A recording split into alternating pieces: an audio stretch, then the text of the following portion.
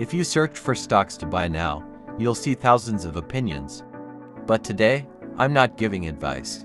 I'm showing you stocks people are actively watching and why. Nvidia is popular because it powers AI chips. As AI grows, companies need Nvidia's technology. Microsoft benefits from cloud computing and AI tools. It's a stock many long-term investors watch. Apple stays popular because of its strong brand and loyal users. Many people see it as a long-term company. Tesla attracts attention due to electric vehicles and innovation. It's volatile but heavily watched.